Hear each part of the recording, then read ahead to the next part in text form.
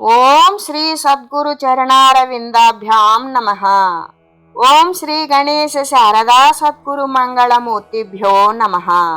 ఓం నమో భగవతే వేదవ్యాసాయ నమః. ఓం నమః ప్రణవార్థాయ శుద్ధ జ్ఞానైకమూర్తయే నిర్మలాయ ప్రశాంతాయ దక్షిణామూర్తయే నమః. ఓం ఈశ్వరో గురురాత్మేతి మూర్తిభేద విభాగినే వ్యోమవద్వ్యాప్తదేహాయ దక్షిణామూర్తయే నమః. శ్రీ గురుగీత ప్రథమోధ్యాయము.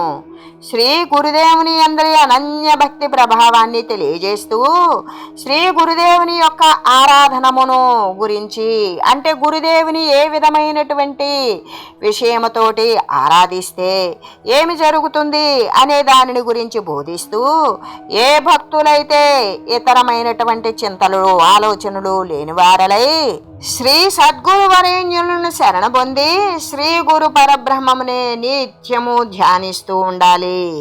అలా ఎవరైతే ధ్యానిస్తూ ఉన్నారో అటువంటి పరమ భక్తులు అనంతమైనటువంటి ఆది అంతములు లేనటువంటి అనంతమైన పరబ్రహ్మ సుఖాన్ని ఏ విధంగా సులభతరంగా పొందగలుగుతారు. అందువలన సర్వ విధాలా కూడా ప్రయత్నం చేసి ప్రతి ఒక్కరూ శ్రీ సద్గురుమూర్తినే ఆరాధించాలి.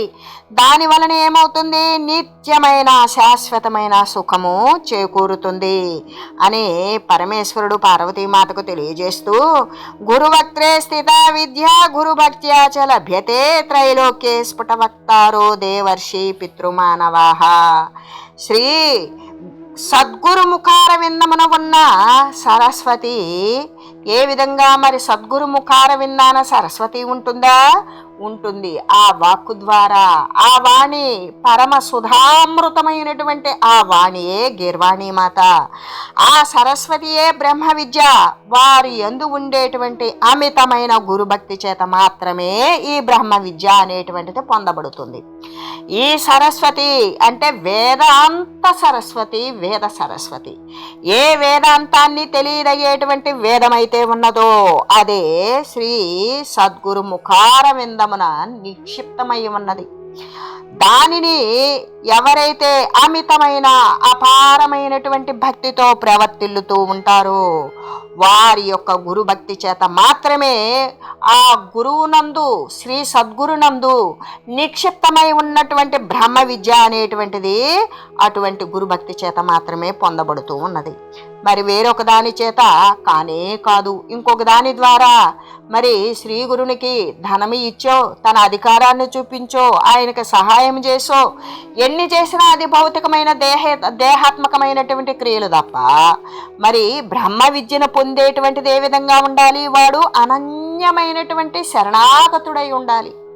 దాని ద్వారా మాత్రమే పరమ గురుభక్తి చేత పొందబడేటువంటి విద్యే బ్రహ్మ విద్య.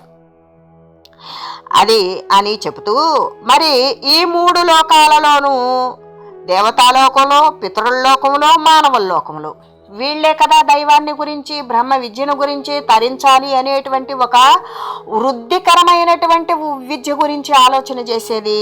కాబట్టి ఈ మూడు లోకాలలో కూడా ఎవరు? దేవర్షులు మాట్లాడేది అదే చెప్తూ ఉన్నారు.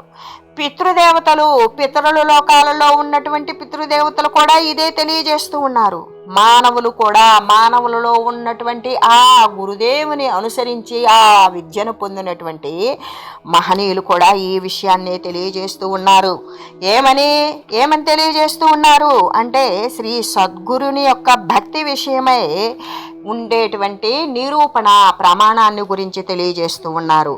గుకారశ్చందకారో హి రుకారస్తేజ ఉచ్యతే అజ్ఞానగ్రాసకం బ్రహ్మ గురురేవాన సంశయ. ఇక్కడ గురు అనేటువంటి శబ్దము, దాన్ని గుకారము రుకారము అంటే ఈ రెండు అక్షరాలలో ఆ గురు అనేటువంటి రెండు అక్షరాల యొక్క మహిమను గురించి తెలియజేస్తూ, ఏ విధంగా అంటే గుకారము అన్నప్పుడు అజ్ఞానాంధకారం, అది అజ్ఞానాంధకార వాచకం. గు అనేటువంటిది దేని గురించి తెలియజేస్తుంది అంటే అజ్ఞానాంధకారం. అదే రు అనేటువంటి అక్షరం జ్ఞాన తేజోవాచకం. అంటే ఇది ఏ విధంగా ప్రకాశవంతమైనటువంటిది. జ్ఞానము అంటేనే వెలుగు, కాంతి, ప్రకాశము అనేటువంటిది. కాబట్టి ఇక్కడ గు అనేటువంటిది అజ్ఞానము. అజ్ఞానము అంటే చీకటి, తమము, మరి అంధకారము, తిమిరము, ఇటువంటి అనేక పేర్లతో పిలువబడిన ఒకే అర్థాన్ని స్ఫురింపజేసేటువంటిది అజ్ఞానము. అందుకే గుకారం అనేటువంటిది అజ్ఞానాంధకార వాచకమైతే రుకారము అనేటువంటిది జ్ఞాన తేజోవాచకం. కాబట్టి గుకారానికి స్వస్వరూపము, తన యొక్క స్వరూపాన్ని గురించి తెలియజేయనటువంటి ఆవరణ రూపమైనటువంటిది అంటే అజ్ఞానము. ఏమీ తెలియబడినటువంటి స్థితి. అసలు నేనేమిటి అంటే వాడు ఈ దేహమే నేను అనుకుంటాడు, కానీ నేను ఈ దేహానికి అంతర్గతంగా ఉండి ఏదో చైతన్య శక్తి కదిలిస్తుంది అనేటువంటి జ్ఞానం కూడా లేనటువంటి వాడు. అంటే ఈ అజ్ఞానము అనేటువంటి దాని చేత ఆవరించబడినటువంటి ఆవరణ రూపమైన అంధకారము. చీకట్లో ఏమైనా వస్తువు కనపడుతుందా? అలాగే అజ్ఞానములో కూడా లోపలున్నటువంటి శుద్ధ చైతన్యాన్ని దర్శించలేడు. అంటే స్వస్వరూపాన్ని గురించి తెలుసుకోలేనటువంటి స్థితి గుకారము. అయితే రుకారము అనేటువంటిదేంటి? తద్విరోధమైనటువంటి. ఏదైతే మనం గుకారం గురించి ఈ విధంగా అజ్ఞాన ఆవరణతోటి స్వస్వరూపాను స్థితిని తెలియలేనటువంటి అంధకారమైనటువంటి స్థితి అని చెప్పబడిందో దానికి వ్యతిరిక్తమైనటువంటి జ్ఞాన ప్రకాశము అని అర్థము. దేనికి? ఏ స్వస్వరూపాన్నైతే తెలుసుకోలేని చీకటి ఆవరించుందో ఆ ఆవరణని నశింపజేసేటువంటి ప్రకాశ స్థితి. ఇలాగా వేదాంత శాస్త్రమే తెలియజేస్తూ ఉన్నది. అయితే ఈ ప్రకాశము అంధకారాలు పరస్పరము కూడా విరుద్ధమే. ఏ విధంగా? ఎక్కడ వెలుగుంటే అక్కడ చీకటి ఉండదు, ఎక్కడ చీకటి ఉన్నదో అక్కడ వెలుగు లేదు. కాబట్టి ఎక్కడ అజ్ఞానం ఉండదో అక్కడ జ్ఞాన ప్రకాశం ఉండదు, ఎక్కడ జ్ఞానము తేజరిల్లుతూ ఉంటుందో అక్కడ అజ్ఞానము నశించిపోయి ఉంటుంది అని చెప్పడం చేత ఇక్కడ ప్రకాశము అంటే మరి ప్రకాశము మహాతమస్సు అయినప్పటికీ అది క్షణంలో నాశనం చేసేస్తుంది. గొప్ప తమస్సు, అంధకారం, ఏమీ కనిపించడం లేదు, అట్లాంటిది కొద్దిపాటి ప్రకాశమైనా సరే గొప్ప తమస్సుని, గొప్ప చీకటిని కూడా నశింపజేస్తుంది తక్షణం. ఆ ప్రకారంగానే జ్ఞాన తేజస్సు అనేటువంటిది ఎవరికైతే జ్ఞానం అనేటువంటిది లోపల ప్రకాశించిందో, జ్ఞానాంధకారము అంటే ఎవరికైతే సకల అజ్ఞానాంధకారము లోపల ఉన్నటువంటి ఏ అజ్ఞానముతో నింపబడినటువంటి తమస్సు ఏదైతే ఉన్నదో అదంతా పటాపంచలైపోతుంది. ఎప్పుడు? జ్ఞాన తేజస్సు అనేటిది ప్రసరించినప్పుడు. కాబట్టి ఇక్కడ గురువు అనగా అజ్ఞాన తిమిర భంజకుడు, అంటే అజ్ఞానము అనే చీకటిని భంజింపజేసేవాడు, నశింపజేసేటువంటి వాడు. అంటే జ్ఞాన తేజోరూపుడు అనే అర్థమే సిద్ధిస్తూ ఉన్నది. కాబట్టి అజ్ఞానాన్ని నిశ్శేషంగా గ్రసించి వేస్తుంది. ఏంటది? జ్ఞానము అనేది. ఎప్పుడైతే ఆ జ్ఞాన తేజోస్వరూపుడు శ్రీ సద్గురుమూర్తి అన్నప్పుడు, గురు అన్నప్పుడు ఆ గుకారం ఏదైతే ఉన్నదో అజ్ఞాన ఆవరణతో నిండినటువంటిది రుకారము, నిరోధకమైనటువంటి వ్యతిరేకార్థము కలిగినటువంటి తేజో ప్రకాశము. ఆ ప్రకాశం ఏం చేస్తుంది? ఈ అజ్ఞానాన్ని గ్రసించి వేస్తుంది, అంటే మిరింగి వేస్తుంది. ఆ గ్రసించి వేసేటువంటి దగు పరబ్రహ్మమే గురువు. ఎవరైతే అజ్ఞాన ఆవరణ చేత, ఆ చీకటి అనే తిమిరిమ చేత ఆవరించబడినటువంటి శిష్యుడు ఉంటాడో వాని యొక్క అజ్ఞానాన్ని గ్రసించి వేస్తాడు పరమగురుడు. అయితే ఎవరికి అంటే పరమ భక్తుడైనటువంటి పరమ శిష్యునికి మాత్రమే అటువంటి విషయం అనేది లబ్ధి పొందుతాడు. అయితే ఈ గ్రసించి వేసేటువంటి పరబ్రహ్మ స్వరూపమే శ్రీ సద్గురుమూర్తి. అందులో ఏమైనా సందేహం ఉన్నదా? ఏమాత్రమూ లేదు. ఈ విధంగా శ్రీ గురుదేవుడు సాక్షాత్తు పరబ్రహ్మమే అవుతూ ఉన్నాడు అని తెలియజేస్తూ, గురువు పరబ్రహ్మమును కూడా వేరు వేరు కానే కాదు. గురువు వేరు పరబ్రహ్మం వేరు అని మళ్ళీ అనుకుంటామేమో, అలా కాదు. గురువే బ్రహ్మము, బ్రహ్మమే గురువు. అంటే గురు అనేటువంటి ఆ రెండు అక్షరాలకి ఆ అక్షర ద్వయం యొక్క అర్థాన్ని ప్రత్యేకంగా తెలియజేస్తూ గురువే పరబ్రహ్మము అనేటువంటి విషయాన్ని నిరూపిస్తూ, అయితే అప్పుడు శ్రీ గురుదేవుడే సాక్షాత్తు పరబ్రహ్మ అవుచూ ఉన్నప్పుడు ఆ గురువు పరబ్రహ్మం కంటే వేరా అంటే ఏమాత్రం వేరు కాదు. గురువే బ్రహ్మము, బ్రహ్మమే గురువు, వారిద్దరికి అభిన్న స్థితి అని చెబుతూ గుకారశ్చాంధకారస్తు రుకారస్తన్నిరోధకృత్ అంధకార వినాశిత్వాద్ గురురిత్యభిధీయతే. గుకారము అనేది మనం ఇప్పుడే చెప్పుకున్నాం, ఏమని? స్వస్వరూపానికి కప్పివేయబడినటువంటి ఆవరణము అంటే అజ్ఞానము అని. ఇక్కడ మళ్ళీ కూడా ఏమని చెప్తూ ఉన్నారు అంటే గుకారశ్చంధకారస్తు రుకారస్తన్నిరోధకృత్. గుకారము అంధకారమైనప్పుడు అంటే గుకారము తమస్సు, చీకటి, రుకారము దానిని నశింపజేసేటువంటి ప్రకాశము. అంటే అజ్ఞాన తమస్సు తెకటార్చడానికి జ్ఞాన ప్రకాశము గురువు యొక్క శబ్దార్థము. ఎవరి దగ్గరైతే అజ్ఞానం అనే తమస్సుతో నిండిపోయి ఉన్నాడో వాడు గురు శరణాతత్వముతో శరణాగతి పొంది ఉన్నాడో అటువంటి వాడికి ఆ అజ్ఞాన తమస్సును తెకటార్చేటువంటి జ్ఞాన ప్రకాశ స్వరూపుడే గురు స్వరూపుడు. అదే గురు అనేటువంటి శబ్దం యొక్క అర్థం. గురువు అజ్ఞానాంధకారమును పూర్తిగా నశింపజేయుచూ ఉన్నా వాడు అగటం వలనే గురు అనే రెండు అక్షరముల చేత చెప్పబడుచూ ఉన్నాడు. ఏ విధంగా అంటే గురువు శ్రీ సద్గురుదేవుడు అజ్ఞానము అనేటువంటిది అంధకారము, చీకటి, ఏమీ తెలియబడినటువంటి స్థితి, తనెవరో కూడా తనకు తెలియబడినటువంటి స్థితి, దానిని పూర్తిగా నశింపజేస్తూ ఉన్నట్టు వల్ల అంటే తనెవరో తనకు తెలియబడినటువంటి స్థితిని నశింపజేసినప్పుడు తనెవరో తను తెలుసుకోగలిగినటువంటి స్థితినికి వృద్ధి చేయగలిగినటువంటి వాడు శ్రీ గురు ప్రకాశుడు. గురు అనేటువంటి రెండు అక్షరాల చేత చెప్పబడుచూ ఉన్నటువంటి గురు అనేటువంటి దివ్యమైన మంత్రం. సకల అజ్ఞాన ఆవరణం కూడా ధ్వంసకమే అయ్యున్నది అని అర్థం. సకలంలో కూడా మొత్తములో నిండి ఉన్నటువంటి మరి అజ్ఞాన ఆవరణము, ఏ అజ్ఞానము చేతైతే ఆవరించబడి లోపల ఉన్నటువంటి దీప్తివంతమైనటువంటి స్వస్వరూపాన్ని సాక్షాత్కరింపజేయలేని తమస్సు ఏదైతే ఉంటుందో అదే గుకారము. ఈ రుకారము అనేటువంటిది ఒక దివ్య మంత్రము.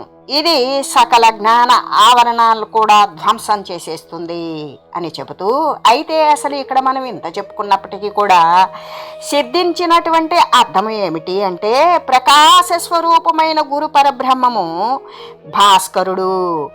ఆ భాస్కరుడు సూర్యుడు అయినటువంటి ఆ భాస్కర దేవుడు చీకటిని పోగొట్టినట్లుగానే, ఆవరించినటువంటి చీకట్లను పోగొట్టినట్లుగానే సకల అజ్ఞానాన్ని కూడా సమూలంగా నాశనం చేస్తాడు గురు పరబ్రహ్మ భాస్కరుడు అని చెబుతూ, అంతేకాదు కాబట్టి అజ్ఞానాంధకారమునకు జ్ఞాన భాస్కరుడు. ఈ గురు అనేటువంటి శబ్దం యొక్క అర్థాన్ని ఈ విధంగా స్పష్టం చేస్తూ తెలియజేస్తూ ఉన్నారు. గు అంటే గుకారో భవరోగస్య రుకారస్తన్నిరోధకృత్ భవరోగ హరత్వాచ గురురిత్యభిధీయతే. అంటే గు అంటే భవరోగమని, రు అంటే దానిని నశింపజేసేది అని, భవరోగాన్ని నశింపజేయువాడే గురుదేవుడు అని తెలియజేయడం కోసం గురు అనేటువంటి శబ్దం యొక్క అర్థాన్ని ఈ విధంగా విశ్లేషణాత్మకంగా చేస్తూ గుకారస్య గుణాతీతో రూపాతీతో రుకారకః గుణరూప విహీనత్వాద్ గురురిత్యభిధీయతే. గుకారానికి 3 గుణాలు అతిక్రమించిన వాడనియు, 3 గుణాలు సత్వరజస్తమో గుణాలు 3ని అతిక్రమించిన వాడే గుకారము అని. రుకారము అంటే రూపరహితమనేది అయిన అర్థము. అంటే రూపనామక్రియ అనేటువంటిది రహితమైనటువంటి స్థితి ఏది? ఆ పరబ్రహ్మ స్వరూపం. అని చెబుతూ ఇట్లు గురు శబ్దము అనేటువంటిది ఏ విధంగా గుణాతీత తత్వాన్ని, ఏది ఈ త్రిగుణాలకు కూడా అతీత తత్వాన్ని, ఇది ఈ త్రివిధ క్రియలు ఏ విధంగా రూపము, నామము, క్రియ అనేటువంటి ఈ మూడు విషయాలకు కూడా అతీతమైనటువంటి విషయాన్ని బోధించుచూ ఉన్నందువలనే ఈ త్రిగుణాలను కూడా అతిక్రమించి రూపరహితుడైనటువంటి మహానుభావుడు, అంటే త్రిగుణాతీత రూపాతీతమైన అఖండ జ్ఞానము కలిగినటువంటి వాడే మహాత్ముడు, ఆయనే గురుదేవుడు. ఆ శ్రీ గురుదేవుడిని వేదాంత శాస్త్రాలు నిర్ణయిస్తూ ఉన్నవి. ఆయనే మహనీయుడు. గుణాతీతము, రూపాతీతము అనేటువంటిది ఈ రెండు కూడా పరబ్రహ్మ వస్తువుకి సమానంగా, అంటే పరబ్రహ్మ వస్తువే రూపాతీతము, పరబ్రహ్మ వస్తువే గుణాతీతము అని చెబుతూ కనుక గురువు పరబ్రహ్మమే అని నిర్ణయించడం అయింది అని చెబుతూ ఇంకా కూడా గురు అనేటువంటి శబ్దార్థాన్ని ప్రకారాంతంగా కూడా నిరూపిస్తూ ఉన్నారు. ఇంకా ఏమని చెప్తూ ఉన్నారు అంటే గుకారః ప్రథమో వర్ణః మాయాది గుణభాసకః రుకారోస్తి పరం బ్రహ్మ మాయా భ్రాంతి విమోచకం. అంటే గురు అనేటువంటి శబ్దములో మొదటిదగు గుకారము, గు అనేటువంటి అక్షరము మాయా, అంటే అజ్ఞానము, అజ్ఞానజనితమైనటువంటి మాయ, లేనిది ఉన్నట్లుగా కనిపించి లేకుండా పోవటం, అబద్ధమైన దానిని సత్యముగా భావించటమే గు అనేటువంటి అక్షరానికి మాయ అని స్ఫురింపజేస్తూ అవిద్య, భ్రాంతి, వీని గుణాలను కూడా సత్వగుణము, రజోగుణము, తమో గుణాలు అంటే శోకము, మోహము, అనృతము, జడము, దుఃఖాదులను గురించే తెలియజేస్తూ ఉంటుంది. అయితే మాయా భ్రాంత్యాది సంఘాతవాచకమే గుకారము, అంటే మాయతో భ్రాంతితో కలిసి ఉన్నటువంటి మాట ఏదైతే ఉంటుందో అదే గుకారవాచకము అని చెబుతూ మరి రుకారమో దానికి విరుద్ధమైనటువంటిది, అంటే మాయను నశింపజేస్తుంది, భ్రాంతిని నశింపజేస్తుంది. మరి మాయ నశించి భ్రాంతి నశిస్తే అది ఏ తత్వమై ఉన్నది? పరబ్రహ్మ తత్వమే అయి ఉన్నది. అంటే మాయా భ్రాంతి సమూల ధ్వంసకమైనటువంటి పరబ్రహ్మవాచకమే రుకారము. సమూల ధ్వంసకము అంటే పూర్తి మూలము నుండి కూడా మాయ అనేటువంటిది, మాయా గ్రంథులు విచ్ఛిన్నమై మూలముతో కూడా నశింపజేసేటువంటి, మరి ధ్వంసం చేసేటువంటిదే పరబ్రహ్మవాచకము రుకారము అనేది. ఈ ప్రకారంగా గురు అనగా దేహేంద్రియాది సంఘాత రూప అవిద్యను, ఈ దేహము సత్యమని భావించి, ఈ ఇంద్రియ చరించేటువంటి విషయము సత్యమని భావించి, ఈ ఇంద్రియాలు దేహము సంఘటింపబడినటువంటి రూపం ఏదైతే ఉన్నదో అదంతా కూడా అవిద్యాజనితము, కేవలం అజ్ఞాన కారణంగా ఉత్పన్నమైనది, లేకనే ఉన్నట్లుగా కనబడేటువంటిదే మాయా. కాబట్టి వాని యొక్క శోకము కాని, మోహము కాని మొదలైన గుణాలు ఏవైతే ఉన్నవో దేహేంద్రియాలతో కూడుకొని అసత్యాన్ని సత్యముగా చూపించాలి అని చేసేటువంటి పిచ్చి భ్రాంతి ప్రయత్నం ఏదైతే ఉన్నదో అటువంటి గుణాలను నశింపజేసేటువంటి తత్వము కేవలము పరబ్రహ్మము అని అర్థము అని తెలియజేస్తూ, అంటే ఇక్కడ గురుస్వరూపము అనేటువంటిది గురు రూపం యొక్క మహాత్మ్యము ఏ విధంగా ఉంటుంది అని తెలియజేస్తూ ఏవం గురు పదం శ్రేష్టం దేవానామపి దుర్లభం హాహా హూహు గణైశ్చైవా గంధైర్వా దైత్య పూజితం. ఇలాగే మనం ముందు చెప్పుకున్నటువంటి గురుతత్వాన్ని విపులంగా విశదీకరిస్తూ మరి గురువు అనేటువంటి పరబ్రహ్మమే అని స్పష్టంగా తెలిపి ఉన్నారు.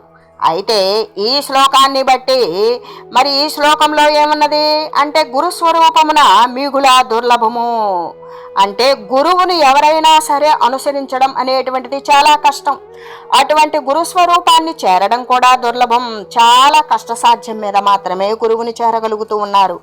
గురుస్వరూపము పరబ్రహ్మతత్వము ఒకటే.